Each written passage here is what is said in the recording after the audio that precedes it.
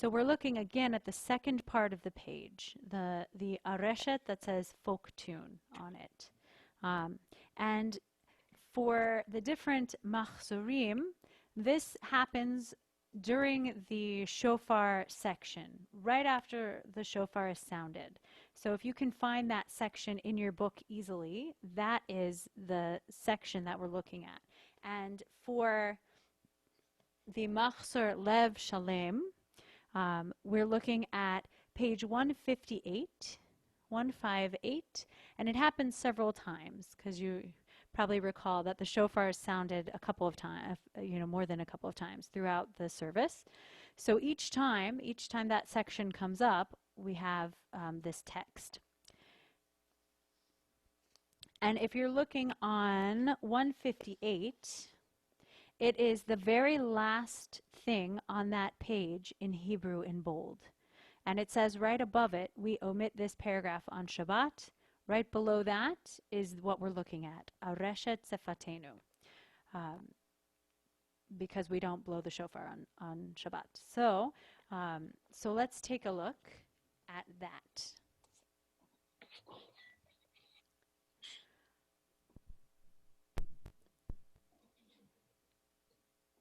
And I will warn you, like I've warned in sessions past, this is one of those melodies that you might have heard before and is very familiar, but the way they have it written on the page might not be the way you know it.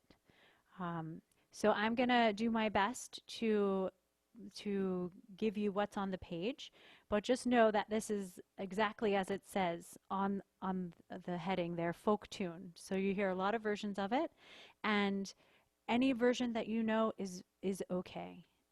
The goal is just that we're all singing and making music together. Areshet S'fateinu yerov lefanecha eram benisa. Areshet S'fateinu yerov lefanecha eram benisa.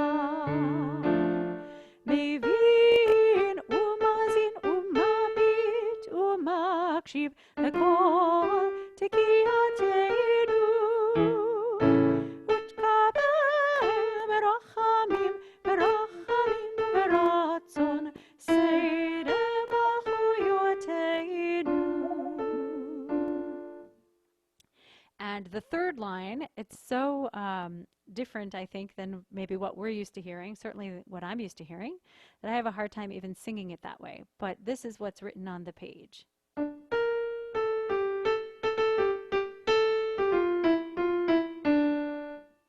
So with the words, it'll sound like this.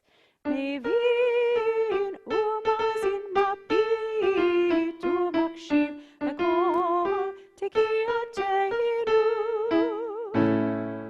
But I imagine you, as well as I, have heard other things other than that at that particular point in the melody. So do what you know, that's fine. The music is only intended to be helpful and a guide for people who find it helpful.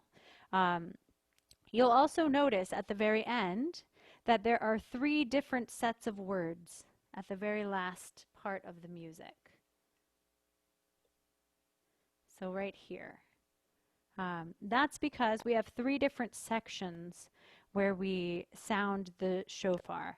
And those sections are Malchuyot, Zichronot, and Shofarot. So that's why you have different words at the end of each section. And they change when you're in different moments in the service where you sound the shofar. So why don't we break it down and learn it piece by piece.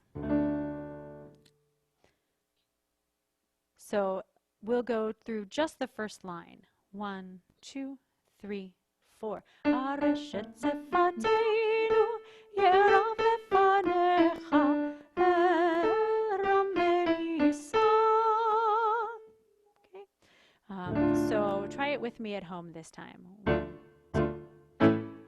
Areshet S'fateinu yerov lefanecha eram benisa. let's look at the second part of that refrain. Areshet S'fateinu ye'erav lefanecha el ramelisa. So almost the same, except that last note. So let's try that second part together. 3, 4. Areshet S'fateinu ye'erav lefanecha el ramelisa. Now we're looking at the second section of the melody.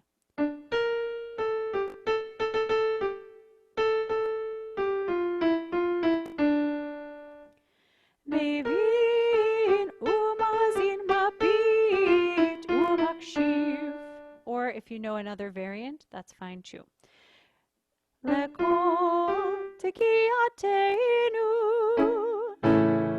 And you might notice on the word tekiyatenu that we have this little figure,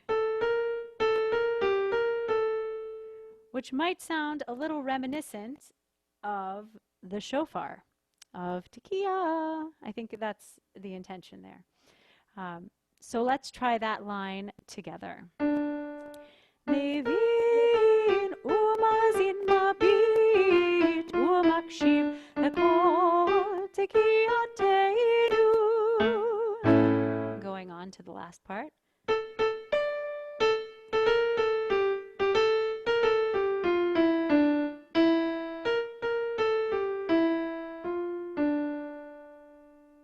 And with the words, it'll sound like this. So we just did tekiyatenu.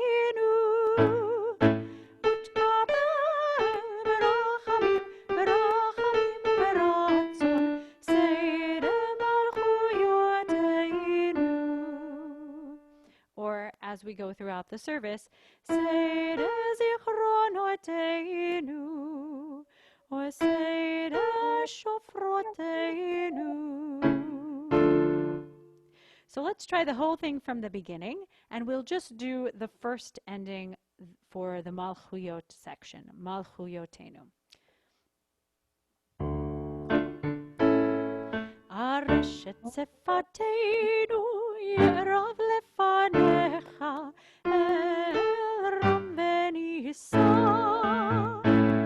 Areshet S'fateinu ye'erav lefanecha el ramelisa. Mevin umazin mabit umakshiv lekol tekiyatenu.